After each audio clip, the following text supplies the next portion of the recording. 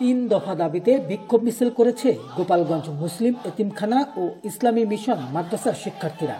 মঙ্গলবার সকালে মাদ্রাসার ক্যাম্পাসে বিক্ষোভ মিছিল করে শিক্ষার্থীরা। এ সময় দাবি আদায়ে নানা ধরনের স্লোগান দেয়। আন্দোলনকালে তারা বলেন, আগামী 24 ঘন্টার মধ্যে তাদের যৌক্তিক দাবিসমূহ পূরণ না করা হলে কঠোর কর্মসূচি ঘোষণা দেওয়া হবে।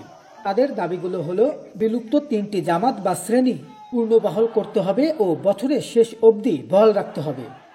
শিক্ষা সংক্রান্ত যে কোনো সিদ্ধান্ত নেয়ার আগে শিক্ষক ও শিক্ষার্থী প্রতিনিধি দলের মতামত নিতে হবে এবং আবাসিক শিক্ষার্থীদের নিরাপত্তা, ভরণ পোষণ ও উন্নত আবাসনের নিশ্চয়তা দিতে হবে।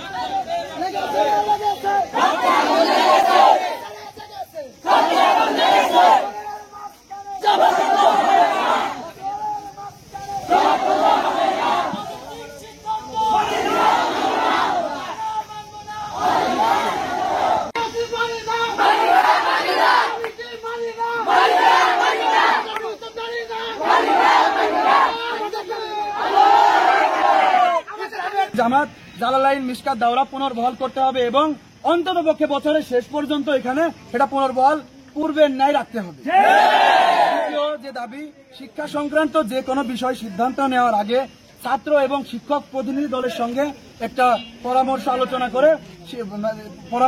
করে সিদ্ধান্ত নিতে হবে। দাবি আমাদের আবাসিক ছাত্রদের নিরাপত্তা, ভরণ পোষণ ও উন্নত আবাসনের ব্যবস্থা করতে হবে। একাগ্রতা কর্মসূচির ঘোষণা, যদি আমাদের এই দাবি এখন না মানা হয়, আগামী 24 ঘন্টার ভিতর আমরা এর থেকেও কঠোর পদক্ষেপ নিতে বাধ্য হব। আমাদের যেখানে যেতে হয়, যা করতে হয় আমরা করব। আমাদের দাবি আমরা বাস্তবায়ন করে ছাড়বো ইনশাআল্লাহ।